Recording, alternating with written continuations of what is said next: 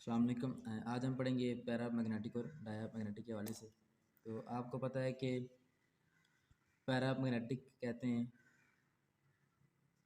Presence of one or more unpaired electrons, ठीक है। Diamagnetic कहते हैं नो अनपेयर्ड इलेक्ट्रॉन्स। अब पेपर के अंदर क्वेश्चन ये आता है कि आपको चार ऑप्शन दिए गए होते हैं और आपने उनमें से बताना होता है कि कौन सा पैरा मैग्नेटिक है और कौन सा डाया मैग्नेटिक है। तो आज मिसाल के तौर पर मैं आपको एग्जांपल देता हूँ एक टाइटानियम की +4।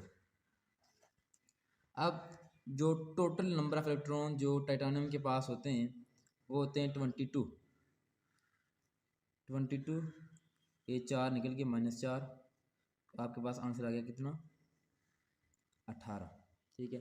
अब जो बात आपने याद रखनी है वो बात यह है कि अगर आपके पास टोटल नंबर ऑफ इलेक्ट्रॉन्स आपके पास अगर 16 आ जाए या ओड नंबर आ जाए या फिर 10 आ जाए तो वो आपका एलिमेंट जो है पैरा मैग्नेटिक होता है, ठीक है।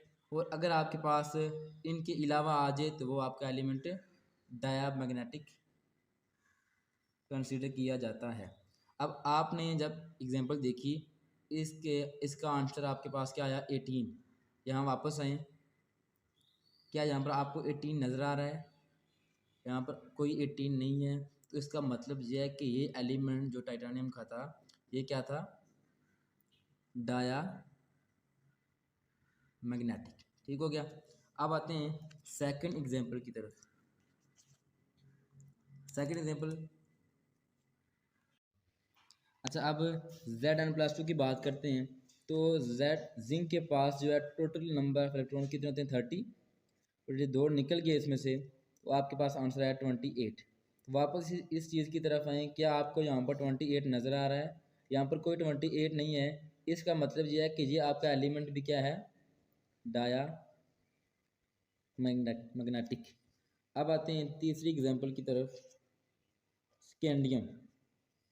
अब स्कैंडियम के पास जो टोटल नंबर ऑफ इलेक्ट्रॉन होते हैं वो कितने होते हैं 21।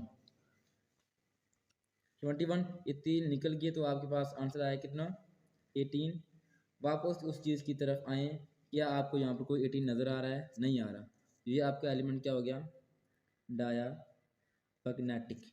अब चौथी एग्जांपल की तरफ आते हैं, क्रोमियम +3। अब क्रोमियम के पास टोटल नंबर ऑफ इलेक्ट्रॉन कितने होते हैं 24 में से 3 निकल गए, तो आपके पास आंसर क्या आ गया 21। अब 21 क्या एक ऑड नंबर है, और मैंने यहाँ ऊपर बताया था कि अगर आपका आंसर 16 आ जाए या आपका आंसर ऑड नंबर आ जाए या 10 आ जाए तो वो आपका एलिमेंट पैरा मैग्नेटिक कंसिडर होगा। तो यहाँ आपके पास 21 ऑड नंबर आया है, तो ये आपका एलिमेंट क्या हो गया पैरा मैग्नेटिक। Cn negative.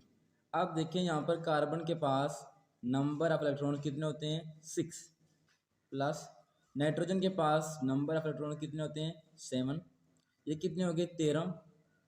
अब माइनस का साइन है यानी कि प्लस एक हमने जमा कर देना है इसके अंदर, तो आंसर आपके पास आ गया 14। अगर आप वापस उस चीज़ की तरफ जाएं तो आपके पास 16 8 नंबर और 10 जो हैं ये पैरा मैग्नेटिक के ज़ुमरे में आते हैं, जबकि इनके अलावा जो होते हैं वो डाया मैग्नेटिक के ज़ुमरे में आते हैं। तो यहाँ पर 14 आंसर आया है, तो क्या 14 एक 8 नंबर है? नहीं, तो ये इसका जवाब होगा जी डाया मैग्नेटिक। अब बात करते हैं हीलियम He2+, ठीक है।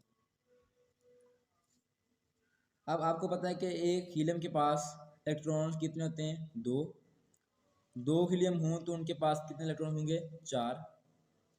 4 में से एक निकल जाएगा तो बाकी कितने आ जाएंगे 3, तो ये क्या है एक 8 नंबर है, तो ये आपका इलेक्ट्रॉन एलिमेंट क्या होगा पैरा मैग्नेटिक।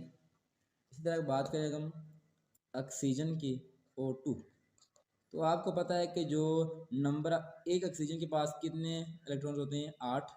यहाँ पर 2 ऑक्सीजन है तो 8 जम 8 16।